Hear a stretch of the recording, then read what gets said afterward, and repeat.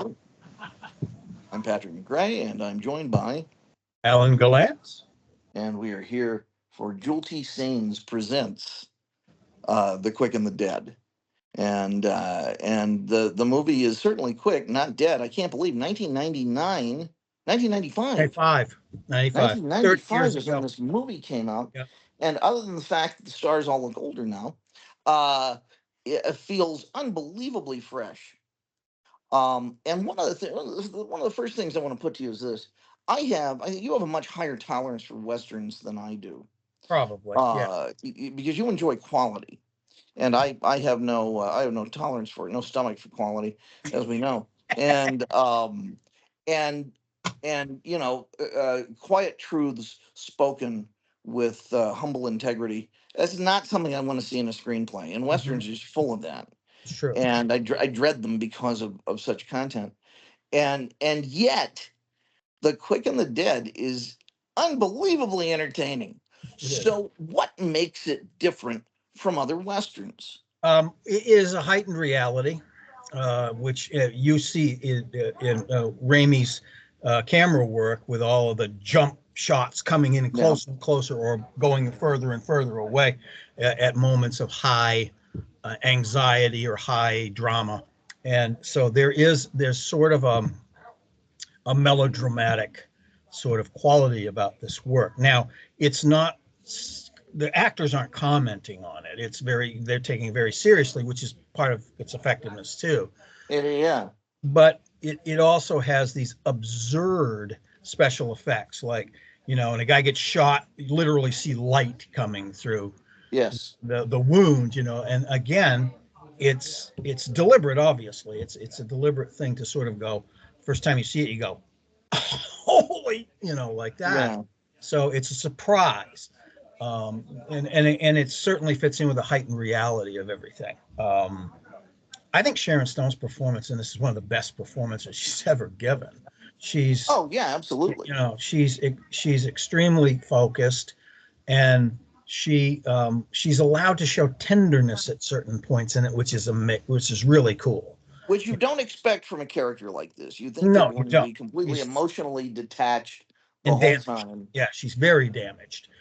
Everybody in this is damaged. I mean, in one way or another, which is Yeah, part of the drama of the whole thing that unfolds.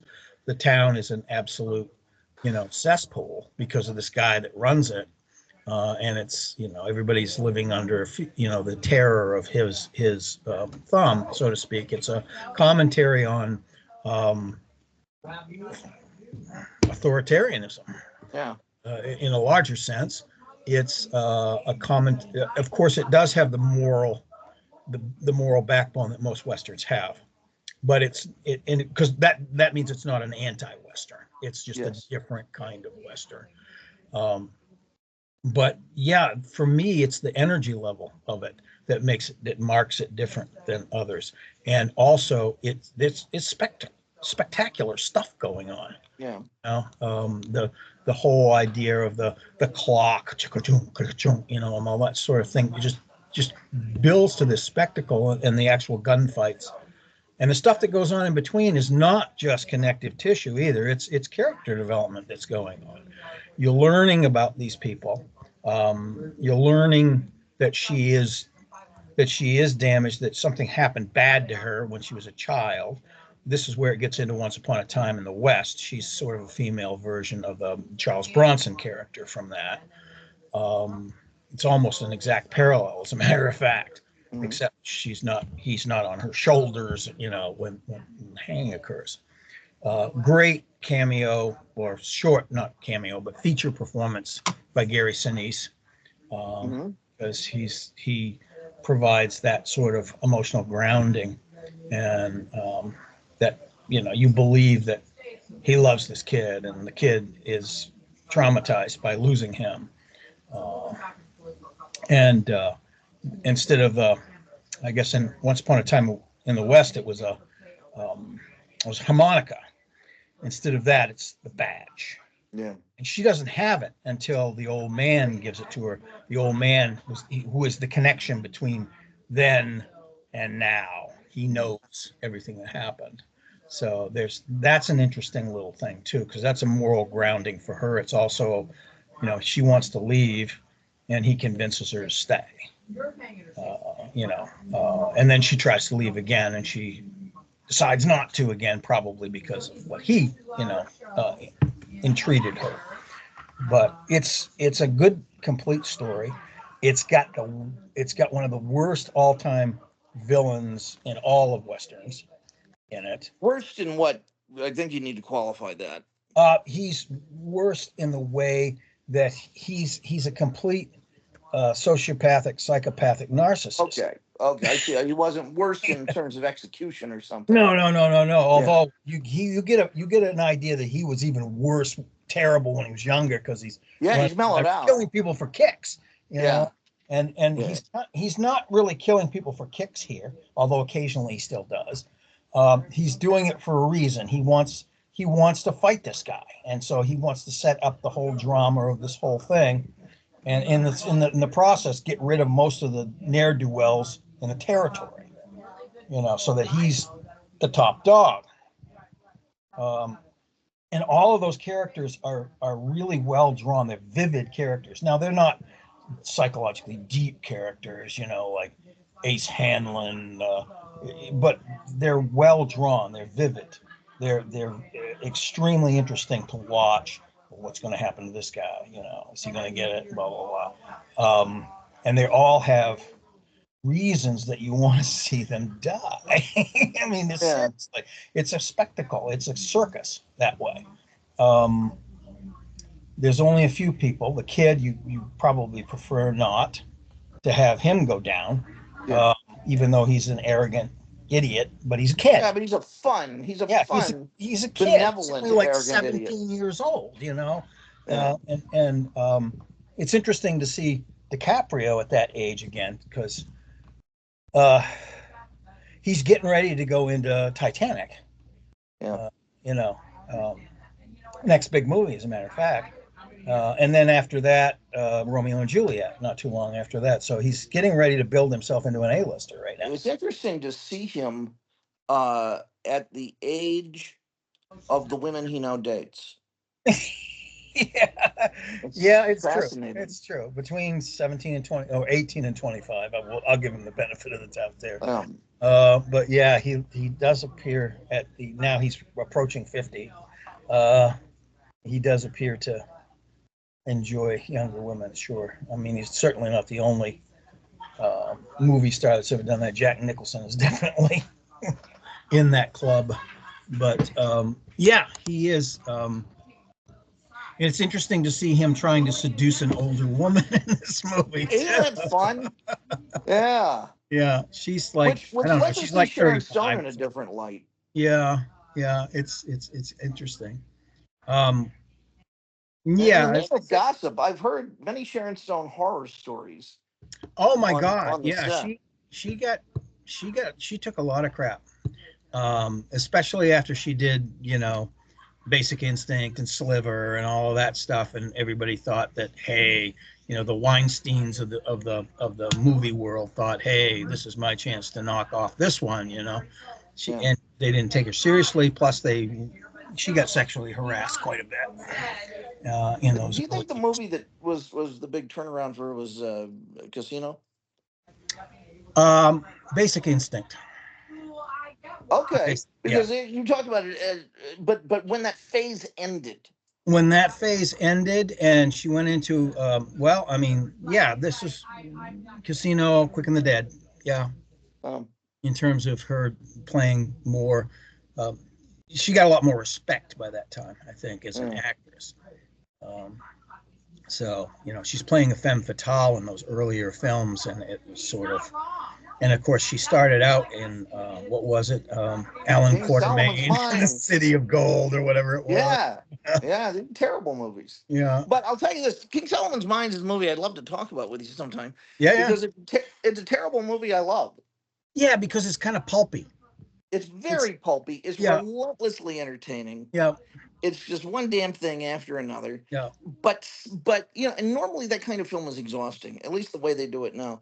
Maybe because they have the effects budget to let the stunt director write the screenplay. Yeah, which Uh, kills pacing usually. A it lot of times does. it It's kills like pacing. whatever one of the last Mission Impossible movies I saw, the one with Simon Pegg, maybe he's in a bunch of them, I don't know. Yes, Is the he one is. with Henry Cavill and the disappearing mustache. Yeah, it's one of the later. Uh, Yeah. I thought it was the longest damn thing I've ever seen. I Mhm. was entertained up to a certain point, and then I was like, "It's Got my exhausted. God, there's another half hour of this. This is like this should be a stunt show at a Universal theme park, and it's over in a half hour, and you leave. You know, like the Conan show or something like Well, that." our friend Mr. Maypother does like to do his own stunts, and he likes to let everyone know he does his own stunts. And so he Yeah, lengthens and strengthens himself at every possible opportunity. Now, he's very good at it, but he's also crazier than an outhouse rat about some of that when stuff. was the last time he acted? I mean, seriously, because there's a period where he would do these dumb action things, but then he would actually, be in a few good men. Well, I think he's been in more than a few good men, Mhm. but seriously, Rock.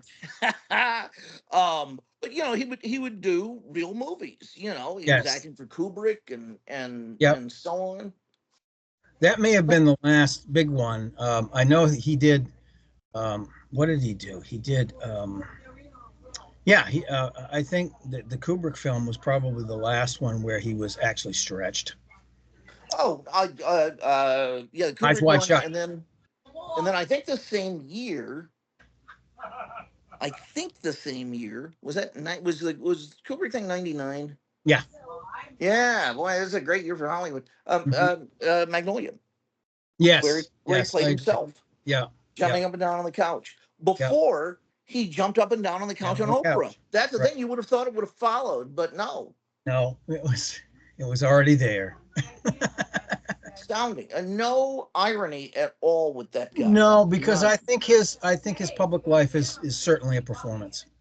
And you Oh, can see it in his eyes when somebody challenges him or asks him a question about something that he's uncomfortable with or is really fanatical about. mhm. You can see it crack. Really Yeah, he's interesting. not. He's he's not himself. I don't think he's been himself for a long time. I don't know if That's a he is in shame. private or not either, because I mean, I think he's constantly watched by the church, and all this other stuff is going on, and it's just freaking weird. I heard Travolta kind of broke away from that a little bit. Yeah, he's been quiet about it, but I think you're right because he doesn't seem to be oddly skewed like some of the other ones are. You know, Yeah. so there's one of the big centers is down here in Florida. The one where Well, uh, you got Clearwater. My Clearwater, God, the whole one, town is owned by the yeah, church. and that's apparently where Miscavige's wife disappeared. Ugh, Was in Clearwater. If she's still alive, that's that. God only knows. yeah. Hang on. Did my screen go blank there? It just flickered for a minute, but you're up. You're Okay, okay. right. Yep. Back to Quick and the Dead. Yes. Um, certainly I think one of Sam Raimi's warm ups to prove he could do Spider Man. Oh hell yeah. Yeah. Between this and then For the Love of the Game, I think is the movie where he really paid his dues. Where Hmm. he said, I can be subdued. That and The Gift, I guess, which was Yeah, I before mean, I Spider think he Man. was proving that he had some versatility. That he could approach the script in a different way if it needed to be approached that way. It's funny to think that the director of Evil Dead 2 and then Meet the Feebles, those Mhm. directors would become the two respected epic directors of the early part of the 21st century. Yes, yes. Who would have get those guys? But well, Roger Corman's early films, and I mean, he became a respected director, even though his work was kind of on the cheap because that Sure, was what he was known for. sure. But He yeah, but wasn't making Raimi Meet the got big Feebles. budgets. Yeah, Raimi got huge budgets. Yeah, he did. Yeah, he Yeah. did. So one of the things I really enjoy about this movie is the incredible festival of guest stars. Yes, I mean, there's he's a ton he's of all the relentless in his casting of these gunslingers. Yeah, guys. Yeah, all the gunslingers and half the townspeople were all like guest star appearances. Just throwaway parts Yeah, are thrown away on terrific actors, and yeah, it's fantastic. yeah. Bruce Campbell's in there somewhere, and it's like you blink and you miss him. Yeah. Yeah. The guy that played in the guy in Saw is in there. He's Oh, Tobin Bell. yes, he's in there. Um, oh my God, who else? Oh, Pat Hingle. Pat Hingle, classic. I mean, he's been in 1,000 westerns and also half a hundred Broadway plays in his Yeah. career. Lance Um, Henriksen yep, Lance big Henriksen, parts. Ace Hanlon, Yeah. um, uh, Keith David. Yes. Mhm. Trying to think if there was anybody else specific to that. There probably are, but I mean that's quite a handful right there. I really, this was a period when maybe every other year there was a genuinely entertaining western. Hmm. And I don't know if it started with Young Guns and then went on to Yeah, Tombstone, two movies I've never seen, but I hear are good. yeah. But then it died, and I don't know I don't know if Unforgiven killed it. No, I It don't know if that would have killed it. I mean, Unforgiven was the last great anti-western, probably. Sure, if Clint Uh, just came in and said and no, these but things have to Eastwood be had done a slower. half dozen anti-westerns in his career. I mean, plus he directed several of them: Outlaw Josie Wales, Pale Rider, Yeah, and had also been in the spaghetti westerns, which are anti-westerns. I mean, they sure. are. But So he never put an orangutan in no, his westerns, he and never. that's what they need. That was That's what they need. He's this. proven Yeah, that he can do it. yes, so basically what you would have the scenario you would have the big steel prison wagon coming down the main street and all of a sudden the back door explodes and like 12 orangutans come out. That would be great. Yeah. That would be great. It Or says the Clyde makings of a ends up. drive-in movie. Yeah, Clyde ends up in the final shootout with. Isn't Gene Hackman the bad guy in Unforgiven? Yeah, yes he is. Little He Bill. is. He is. Well, I mean aside from the fact that William Money is a bad guy too. I mean, but Well, he's yeah, he's not. our bad guy. He's our bad guy. That's right. That's right. Um, I now there was another Quick and the Dead. At least one other Quick and the Dead, right? There was a war movie, a more modern war movie called The Quick and the Dead. So not never another Western called I that. don't think so. I'm not one that I've been aware of anyway. Okay. Hmm. I'm just very sad that this style of Western, Maverick, one of my favorites, Hmm. that style of Western where things happen and it's more than one event every 4 or 5 hours Right. that and then people just looking forlornly Yes. and touring their lack of color in every sense in the neighborhood. um uh i i I found these movies, the ones I saw, vastly entertaining. It's like, oh God, finally a Western for me. Yeah. And I really bemoan the fact that ran off the rails, especially because this feels like something written by Joe Lansdale. And Joe Lansdale is a fantastic Edgar Award winning mystery author who sort of helped create a kind of Western version of splatterpunk. I think there was even a name for it, uh, saddle punk or something that existed, and he's written a lot of Western horror, but a lot of straight westerns. To anyone who's watching this who isn't disgusted with me by now, there's a book, and thank goodness there's Kindle in whatever weird form it now exists, because Who's you can only who's get the books for like 10 minutes or yeah? something. Who is Uh, responsible for Bone Tomahawk? Do you know? Because that's Western horror. no, he's not. But that's one of Yeah. those that's fun. Yeah. Um, but he wrote a book that I think is one of the best books I've ever read, and it's about a kid growing up in the West. But it's at the end of the West as we know it. It's where dime novels already exist, Right. And and it's like probably around 1900 1905. or something. Yeah. Yeah, it's Yeah. 1905. It's Yeah. called The Magic Wagon, and it's a brief book. I mean, it's about the length of a pamphlet.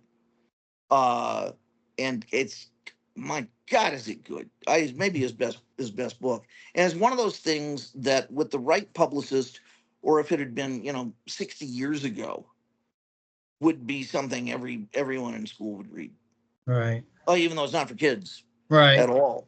It's a very good book. I really encourage you to read it.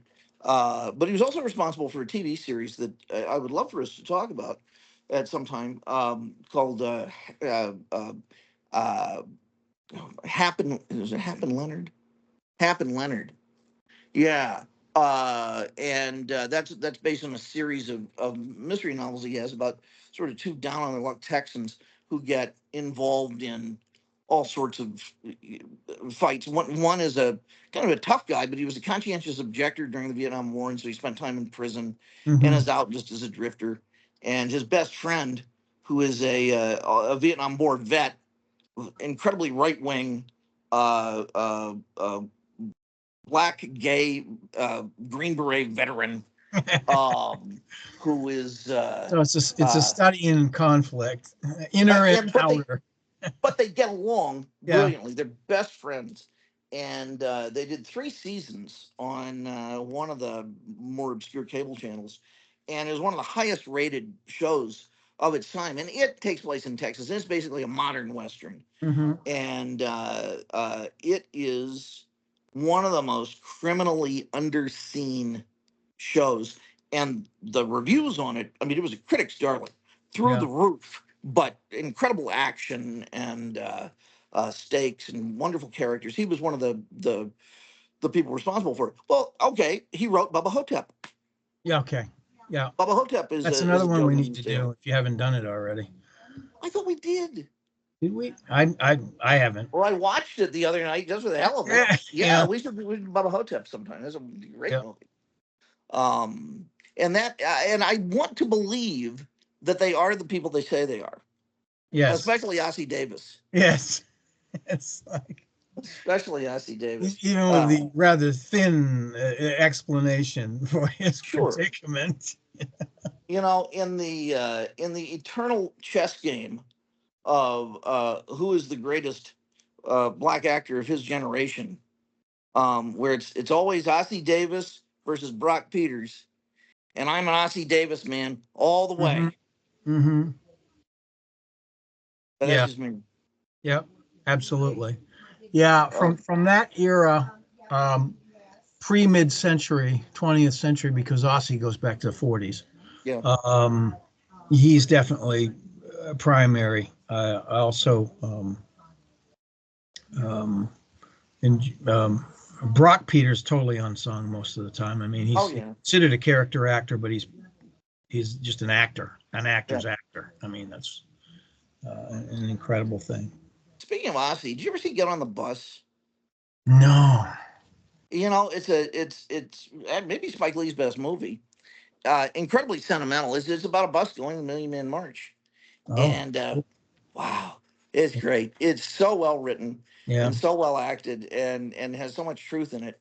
And it's the thing I really appreciate about the film. I can't even imagine the significance it would have for black men of sure. especially that era, Yes. and their families. Um, but and this is what great theater, great films do, is that even if you do not have a direct connection with the exactitude of the subject matter, it is so humane in what it draws. You're going to get something out of it every time you see it. It Hmm. just sucks you in. It's a wonderful movie and a hell of a cast. Yeah. I highly recommend it. It's not that easy to find anymore, but it certainly is his most. I think it's one of his most sentimental films, and in the best way. And I think that's one of the things we overlook with Spike Lee is his tremendous sense of sentimentality. Because of uh, his strong identification with hip hop culture Yes, and that attitude towards race relations and also towards the black culture. That's what people, especially white people, get impressed with, I think. sure. He was not that I was in a position of any authority. He was my pick to direct Fantastic Four. Would be Uh, interesting. well, it deals with outsiders, Mm-hmm. deals with very bright people, Mm-hmm. and it deals with family and strong family dynamics. And I think he would have been in a good place also to comment on the fact that none of the privilege that the Richards have is necessarily of any boon to them whatsoever Right. when it comes to dealing with their actual problems. Yeah. I Yeah. think would have been terrific, and he can be such a purist about. Well, he's just a fun filmmaker, which we forget. He on one hand is such a purist. I could imagine him doing it very straight, 1960s, very very very straight, with plenty of room for commentary. Or I could see him doing it with a black cast, uh, contemporarily, and nailing all the characters. Sure. Yeah. Um, Well, he's good at. uh, I mean, he's